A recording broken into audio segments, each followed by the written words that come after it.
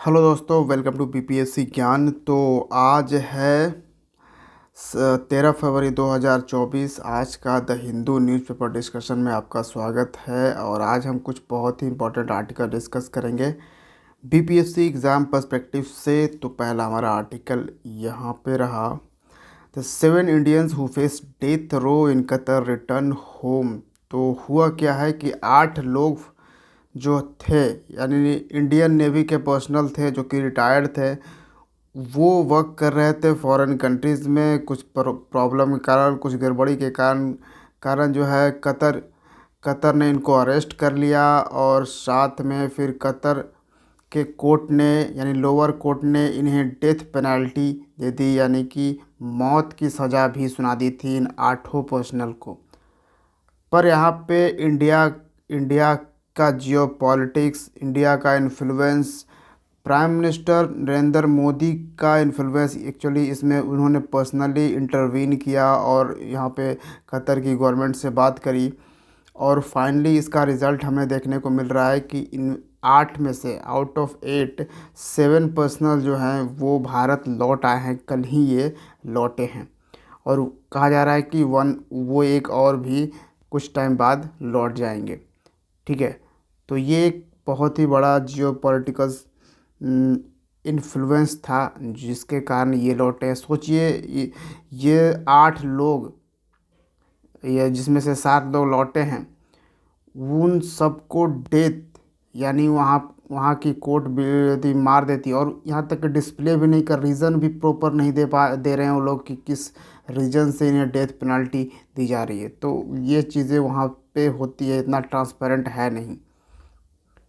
ठीक है, तो ये एक है। और बाकी Tamil Nadu governor Ravi refuses to deliver customary address. तो तमिलनाडु में और चीफ मिनिस्टर और वहाँ के गवर्नर में अभी तक ये डिस्प्यूट्स कुछ ना कुछ लेकर चल रहा है।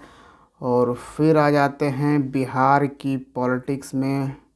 फाइनली इतने दिनों के बाद कुछ विराम तो लगा कुछ दिनों के लिए। तो NDA government wins Bihar trust vote, opposition walks out.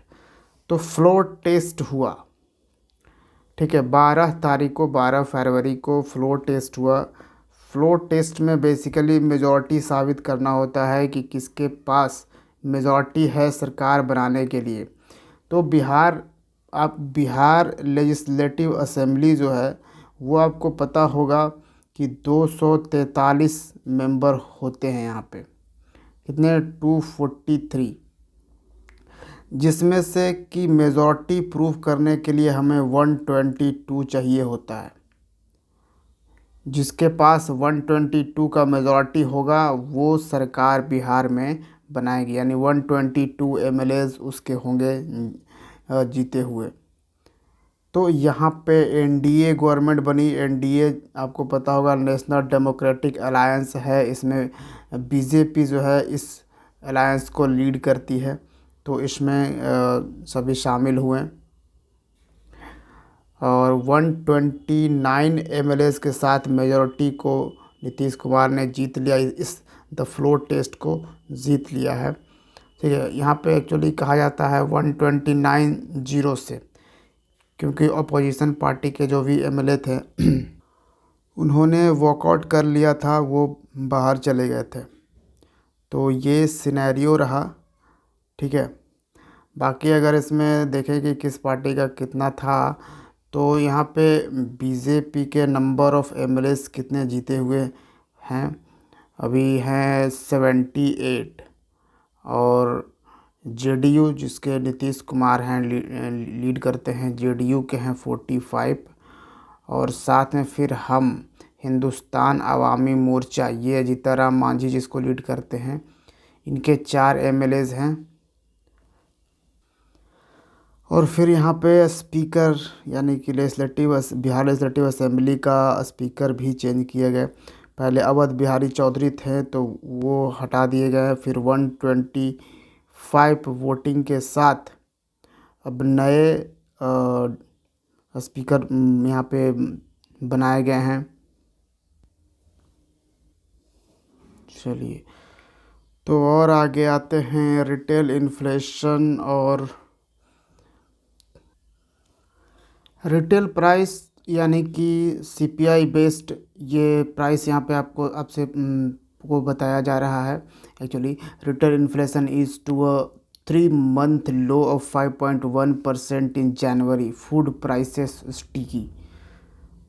यहाँ पे रिटेल प्राइसेस का मतलब यहाँ पे आप समझो सीपीआई है ये, ठीक है, कंज्यूमर प्राइस इंडेक्स, और कंज्यूमर प्राइस इंडेक्स के अकॉर्डिंग ही हमारा इन्फ्लेशन जो है उसको मेज़र किया जाता है। और सीपीआई सीपीआई जैसे ये ट्रैक करता है कि रिटेल प्राइस में कितना चेंज आ रहा है गुड्स एंड सर्विसेज, वो गुड्स एंड सर्विसेज जिसको हाउस घर के डेली यूज़ में कंजप्शन किया जाता है, कंजप्शन के काम आता है, वो है सीपीआई। ठीक है, तो यहाँ पे वही बता रहा है कि 3 month के लो पर यहाँ पे रिटेल इन्फ्लेशन चल रहा है। फिर अगर आगे देखें तो एडिटोरियल में बहुत ज़्यादा कुछ नहीं है, बट ये एक एडिटोरियल है जो जिसको आप थोड़ा बहुत पढ़ सकते हो, ये आपके इससे में काम आ सकता है, जिसमें वुमेन एम्पावरमेंट पे अगर आपको लिखना हो इससे, तो इसमें से कुछ आपको बहुत ही इम्पोर्टेंट फैक्ट्स मिल सकेंगे। ठीक है, the global alliance to bridge the gender equity gap, तो यहाँ से आपको मिलेंगे, तो इसको आप चाहे तो पढ़ सकते हैं। फिर एक आता है, ये थोड़ा सा जानना ज़रूरी है, a record number of global voter exercise right in 2024। तो ये आर्टिकल ये बताता है ना कि 2024 में ना बहुत सारे करीबन 50 से भी ज़्यादा दुनिया भर के देशों में ना इलेक्शंस होने वाले हैं, या कुछ में हो गए हैं या और कुछ होने वाले हैं। ये 2024 की हम बात कर रहे हैं, यानी एक तरह से आप कहिए कि 2024 पूरी दुनिया के लिए एक इलेक्शंस ईयर है। और इस इलेक्शंस में ना पूरी दुनिया का 45% पॉपुलेशन वोट करने वाला है, पोल्स में शामिल होने वाला है। दुनिया का 45% जनसंख्या, समझे। हम ये बात कर रहे हैं नेशनल लेवल पोल्स की, न कि हम किसी लोकल लेवल की बात कर रहे हैं, यानी किसी देश में लोकल इलेक्शंस हो तो वो अलग बात है, लेकिन हम नेशनल लेवल पोस्ट जिसमें कि हम एक अपना प्रेसिडेंट या प्राइम मिनिस्टर चूज़ कर रहे हैं, उसकी हम बात यहाँ पे कर रहे हैं। तो ये देखा जा रहा है कि पूरे देश भर में यानी दुनिया भर में ये 2024 में इलेक्शंस काफ़ी ज़्यादा होने वाले हैं। इसमें कुछ मुद्दों पे ये यहाँ पे हाईलाइट करने की कोशिश की गई है कि democracy on the decline in the many elections, many Nations. तो यहाँ पे और ये जो 50 नेशंस की बात की जा रही है, इनमें से कहा जा रहा है कि कईयों के जो डेमोक्रेसी हैं वो बिल्कुल उसमें गिरता जा रहा है, फ्री एंड फेयर इलेक्शंस नहीं हो रहे हैं। Many countries have low score in the index that measures free and fair polls. India rank somewhere in the middle, और इंडिया जिसमें कि कहीं बीच में आता है। यहाँ पे आप अगर देखते हो तो मैप 1 आप देखिए, इस वाले मैप को देखिए, और कहाँ कहाँ पे इलेक्शंस है। तो नेशनल लेवल इलेक्शंस आपको ये ब्लू वाले कलर में दिखेंगे, ये सारे रसिया आपको दिख रहा है, इंडिया दिख रहा है, पाकिस्तान में इलेक्शंस हुए हैं। फिर आप इधर आप देख सकते हो, यहाँ पे साउथ अफ्रीका में देख सकते हो, कुछ कंट्रीज़ में है, उरुग्वे में इलेक्शंस है। तो ये सारी जो कंट्रीज़ है ना, वहाँ पे इस बार नेशनल लेवल के इलेक्शंस हो गए, थोड़े बहुत कुछ कुछ के हुए हैं या और कुछ के होने वाले। जबकि हम इलेक्शंस ऑफ यूरोपियन यूनियन के पार्लियामेंट का इलेक्शंस यहाँ पे हम नहीं लगा रहे हैं। यूरोपियन यूनियन के पार्लियामेंट का ये कलर आप देख सकते हो, ये ब्राउन वाला, ये वाला जो कलर है, ये यूरोपियन यूनियन पार्लियामेंट का है, जिसमें कि हम अपने कंट्रीज़ का प्रेसिडेंट नहीं चुन रहा है इसमें कोई। ठीक है, तो इसकी हम बात नहीं कर रहे हैं, बल्कि हम नेशनल लेवल इलेक्शंस की यहाँ पे बात की जा रही है। ठीक है, ठीक है, ये मैप से आपने ये कुछ समझा। अब दूसरे मैप को देखिए, फ्री एंड फेयर इलेक्शंस। 2022 में एक इंडेक्स आया था, free and fair elections index 2022। तो उसके अकॉर्डिंग अगर आप देखोगे ना, जैसे देखो यहाँ पे ये 0 है, ये 1 है। 0 है यानी कि यहाँ इस तरफ अगर जा रहा है तो ये सबसे ख़राब है, यानी डेमोक्रेसी वहाँ पे, यानी फेयर एंड फ्री जो इलेक्शंस है वो नहीं हो रहे हैं वहाँ पे, बहुत ही ख़राब सिचुएशन है। और ये अगर 1 की तरफ हम यहाँ पे जा रहे हैं तो यानी कि फ्री एंड फेयर इलेक्शंस यहाँ पे थोड़े अच्छे हो रहे हैं, यानी आप यहाँ पे बेस्ट हो रहे हैं। ठीक है, तो और इंडिया को आप देखो, ये इंडिया है आपका ये वाला, यहाँ पे 0.5 यहाँ पे स्कोर आपको दिख रहा होगा ये। तो कहीं पे हम मिडिल में है, हम ना ज़्यादा ख़राब सिचुएशन में हैं या ना ही ज़्यादा अच्छे सिचुएशन में भी नहीं है। ठीक है, जहाँ तक कि हमें इम्प्रूवमेंट की ही ज़रूरत है। और ये गोला किसके अकॉर्डिंग यहाँ पे बनाया गया है, तो गोला आप देख सकते हो कि ये पॉपुलेशन के अकॉर्डिंग बनाया गया है। जिसका बड़ा गोला उसका उतना ज़्यादा पॉपुलेशन यहाँ पे दिखाने की, शोकेस करने की कोशिश की गई है। तो यहाँ पे आप फ्री एंड फेयर इलेक्शंस का ये मैप समझ सकते हो। यहाँ पे बताया भी गया है कि हाँ यहाँ पे एक होगा, countries in the subcontinent including India, Bangladesh and Pakistan were either middling or in the lower half of the index. ठीक है, जो हमने आपको बताया कि ये सारे जो कंट्रीज़ हैं वो मिडिल या फिर lower half of the index में आते हैं। तो ये तो हो गया 2 मैप का। एक लास्ट मैप में ये देखें, ये बता रहा है ना कि 2012 से कंपेयर कर रहा है 2022 को, कि 2012 में फ्री एंड फेयर इलेक्शंस का क्या सिचुएशन था, उसके बाद स्कोर क्या घटा है या बढ़ा है, ये सिचुएशन क्या रहा है, कितना चेंजेस आए हैं 2022 के फेयर इलेक्शंस में। ठीक है, तो क्योंकि 2022 का ये इंडेक्स है फ्री एंड फेयर इलेक्शंस के बारे में। तो अगर हम यहाँ पे देखें ना तो कोमोरोस, हंगरी, बांग्लादेश, ये सारे जो कंट्रीज़ हैं इसमें सबसे ज़्यादा ख़राब सिचुएशन आपको यहाँ पे दिख जाएगी। ठीक है, यानी कि 2022 में ना 0.4 स्कोर था, जो कि घट के 0.07 हो गया 2022 में। उसी तरह से हंगरी का आप देखें तो 0.92 स्कोर था 2012 में, जो कि घट के 0.59 हो गया 2022 में। अब हम आ जाते हैं अपने इंडिया को देखते हैं तो 0.75 स्कोर था 1 में, आउट ऑफ 1 यहाँ पे बात की जा रही है। 1 में 0.75 जब स्कोर था 2012 में, जो 2022 में 0.53 हो गया। यानी कि आप देख रहे हो कि फ्री एंड फेयर इलेक्शंस में यहाँ पे डिक्लाइन आ रहा है, लो आ रहा है। यानी कि पहले ज़्यादा फ्री एंड फेयर इलेक्शंस हो रहे थे और प्रेजेंट टाइम में दुनिया भर की कंट्रीज़ का जो फ्री एंड फेयर इलेक्शंस है वो रेस्ट्रिक्ट हुआ है और सारे कम होते जा रहे हैं। ठीक है, यहाँ पे लेकिन इनके स्कोर आप देखो तो थोड़े बढ़े हैं। टोगो का 0.27 था और इसका 0.4 हो गया। नहीं, यहाँ पे भी तो घटे ही हैं। ठीक है, तो इस सारे मैप के थ्रू यही दिखाने की कोशिश की जा रही है कि दुनिया भर में जो फ्री एंड फेयर इलेक्शंस का क्या सिचुएशन है और कितने देशों में ये इलेक्शंस इस बार 2024 में होने वाले हैं। ठीक है, अच्छा, ये एक इम्पॉर्टेंट इशू आया है सामने, appointing deputy CM's not a breach of constitution, ये सुप्रीम कोर्ट ने कहा है। आप देख रहे हो कि रिसेंट टाइम में ना कहीं भी ये सरकार बन रही है किसी भी स्टेट में तो उसके साथ 2-3 डेप्यूटी सीएम अपॉइंट किए जा रहे हैं। तो कहीं ना कहीं आपके माइंड में भी ये क्वेश्चंस आना चाहिए, क्या हमारे कॉन्स्टिट्यूशन में जैसे सीएम अपॉइंट करना, चीफ मिनिस्टर अपॉइंट करने के लिए, ये तो हमारे 163 जो आर्टिकल है इसमें अवेलेबल है कि इसका चीफ मिनिस्टर का अपॉइंटमेंट जो है वो गवर्नर करेंगे। ठीक है, अपॉइंट करेंगे।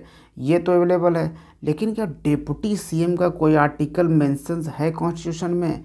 तो जी नहीं, डिप्टी सीएम का कोई भी आर्टिकल मेंशंस नहीं है हमारे कॉन्स्टिट्यूशन में। कहीं भी ये बताया नहीं गया है कि डिप्टी सीएम को अपॉइंट किया जाएगा। लेकिन सरकार जो है अपने अकॉर्डिंग एक ये रहता है कि हम जो रीजन है ना, और रीजन को बांट कर एक एडमिनिस्ट्रेशन प्रोवाइड कर, बेटर एडमिनिस्ट्रेशन प्रोवाइड करने की कोशिश कर रहे हैं कि, और दो और जैसे डिप्टी सीएम रहेंगे तो वो इस कुछ रीजन्स को देखेंगे, इस रीजन्स को देखेंगे, ऐसा आर्ग्यूमेंट देती है।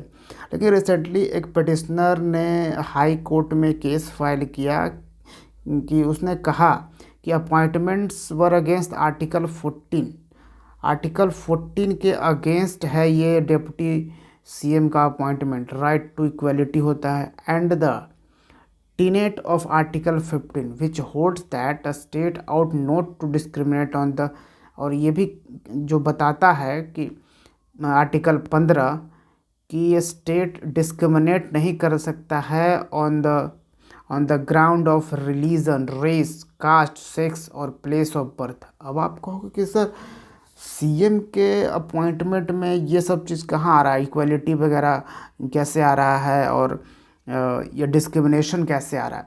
तो देखिए एक्चुअली ये एक पॉलिटिकल इशू है। आप आप देखते होंगे न्यूज़ वगैरह में ये चीज़ें कि पर्टिकुलर डिप्टी सीएम को अपॉइंट किया गया है तो वो किस कास्ट से बिलोंग करते हैं, इस कास्ट को खुश करने, पर्टिकुलर कास्ट को खुश करने के लिए। अगर दूसरे सीएम को अपॉइंट किया गया तो वो दूसरे पर्टिकुलर कास्ट को खुश करने के लिए यहाँ पे अपॉइंट किया गया है। तो बेसिकली ये चीज़ें तो है, ये तो है कि यहाँ पे ये हो रहा है, लेकिन ऐसा कोई आर्टिकल है नहीं। और सुप्रीम कोर्ट ने ये भी बोला है कि जो डिप्टी सीएम का अपॉइंटमेंट करने का, इसमें से कोई एक्स्ट्रा बर्डन नहीं आ रहा है। ऐसा नहीं है कि अलग से कोई सैलरी वहाँ पे दी जा रही है या फिर अलग से, जैसे बाकी के जो भी मिनिस्टर्स हैं उसी तरह से एक ये अदर मिनिस्ट्री की तरह ही वर्क कर रही है, ये डिप्टी सीएम से वर्क कर रहे हैं, तो उसी में से ही वो कर रहा है। अलग से यहाँ पे पैसे या सैलरी वगैरह नहीं अति घट रही है। तो यहाँ पे कोई प्रॉब्लम नहीं है, कोई ब्रीच ऑफ कॉन्स्टिट्यूशन नहीं है, यानी कि कॉन्स्टिट्यूशन के खिलाफ ऐसा कोई भी काम नहीं हो रहा है, ये कहा है सुप्रीम कोर्ट ने।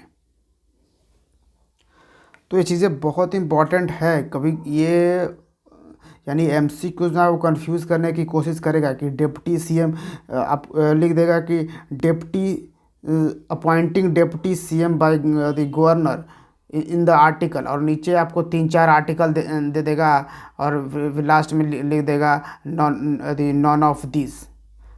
आप सोचते रह जाओगे कि आखिर अपॉइंट किया है तो कॉन्स्टिट्यूशन में होगा ही, तो आप यही दो तीनों में आप लगा दोगे। लेकिन यहाँ पे कोई भी आर्टिकल मेंशन नहीं है, कॉन्स्टिट्यूशन में ये मेंशन ही नहीं है। ठीक है, तो आप हमेशा नॉन ऑफ दिस ही लगा सकते हो। ठीक है, तो इस तरह की चीज़ें थोड़ी सी आपको देखनी चाहिए। और एक लास्ट आर्टिकल यहाँ पे आपको मिल जाएगा, हमारा रुपए और UPI roll out in Mauritius and Sri Lanka में लगा दिया गया है। मॉरिशस और श्रीलंका आपको पता होगा इंडियन ओशंस में ये कंट्रीज़ हैं, एंड श्रीलंका का तो आपको ऑब्वियसली पता होगा। तो इंडिया का रुपे कार्ड्स एंड यूपीआई का फुल फॉर्म याद रखिएगा, unified payments interface. Connectivity between India and Mauritius as well as UPI connectivity between India and Sri Lanka were established on Monday to deepen financial integration and to facilitate digital payments among citizens of 3 countries, the reserve bank of India ने ये कहा है। Basically UPI से आप अब payment Sri Lanka में भी कर दे सकते हो। अगर कोई टूरिस्ट जा रहा है मॉरिशस को घूमने तो वहाँ भी अब यूपीआई के थ्रू वहाँ पेमेंट कर सकता है। श्रीलंका में जा रहा है वहाँ भी यूपीआई के थ्रू पेमेंट कर सकता है। या फिर मॉरिशस के जो टूरिस्ट हैं वो इंडिया में आते हैं और मॉरिशस का जो पेमेंट सिस्टम है, इंस्टेंट पेमेंट सिस्टम है उनका, तो उस इंस्टेंट पेमेंट सिस्टम से इंडिया में यूपीआई के थ्रू यहाँ पे पेमेंट कर सकते हैं। फिर श्रीलंका के जो भी टूरिस्ट हैं वो इंडिया में ये कर सकते हैं। मतलब यहाँ पे फाइनेंशियल ट्रांजैक्शन को कंट्री टू कंट्री बिल्कुल ईज़ करने के लिए, लोगों को कंफर्ट करने के लिए ये पहुँचाया जा रहा है, ताकि जो है डिजिटल इंफ्रास्ट्रक्चर यानी डिजिटल इंडिया के इस एम्बिशस प्रोजेक्ट में, एम्बिशस ड्रीम में एक और भी काम हो सके। ठीक है, तो ये चीज़ें आपको समझना है। और बाकी वहाँ का RuPay technology, the MauCAS card scheme of Mauritius will enable banks in Mauritius to issue RuPay cards. तो मॉरिशस का मॉकस कार्ड स्कीम है जो कि बैंक को मॉरिशस में इशू करेगा RuPay cards domestically. Such cards can be use at ATMs and post terminals पे भी ये यूज़ किया जा सकता है। और क्यूआर कोड के थ्रू भी the digital payments connectivity with Sri Lanka will enable India travellers to make QR code based payments at merchant locations in Sri Lanka using their UPI apps. तो यूपीआई ऐप्स के थ्रू यहाँ पे किया जा सकता है। यूपीआई को किसने क्रिएट किया था, किस कंपनी ने? तो हमारी सरकारी कंपनी है। The projects had been developed and executed by NPCI international payments limited. NPCI national payment corporation of India, और ये एनपीसीआई इंटरनेशनल पेमेंट्स लिमिटेड किया गया है, जो कि पूरी दुनिया भर में यूपीआई को पहुंचा रहा है। ठीक है, तो ये चीज़ें भी याद आपको रखिएगा। और बाकी कोई आर्टिकल नहीं है। एक लास्ट साइंस का थोड़ा बहुत है कि the earth wide telescope confirms black hole shadows is a real. तो जो 2017-18 में आया था एक न्यूज़, जिसमें बताया गया था कि ब्लैक होल का पिक्चर पहली बार सामने आया था, इस तरह का कुछ आप देख रहे हो। तो इसको कंफर्म कर दिया है अब कि हाँ ये बिल्कुल है। उस बार रिसर्चर और किस टेलीस्कोप के थ्रू ये पिक्चर आया था वो भी इम्पोर्टेंट है। Event horizon telescope. ठीक है, और इवेंट होराइजन टेलीस्कोप कोई एक टेलीस्कोप नहीं है, बल्कि इवेंट होराइजन टेलीस्कोप जो है is not a single telescope but a world wide network of radio telescope that work together to study a common object in space. तो स्पेस में किसी कॉमन ऑब्जेक्ट को स्टडी करने के लिए ये वर्ल्ड वाइड एक नेटवर्क है पूरा। ठीक है, उसको मिलाकर ये पूरा इवेंट होराइजन टेलीस्कोप बोला जा रहा है। एंड और इसको कहा जाता है दुनिया का सबसे बड़ा टेलीस्कोप। तो इसने ही पाया था, उसको ही अब ये कंफर्म कर रहा है। ठीक है, तो बाकी यही था आज का the Hindu newspaper article. Important one हमने आपके साथ डिस्कस कर लिया है। और scientist plan to build a even larger atom smasher by 2040। तो इसी के साथ मिलते हैं हम बीपीएससी ज्ञान के अगले वीडियो में। Thank you for watching. जय हिंद।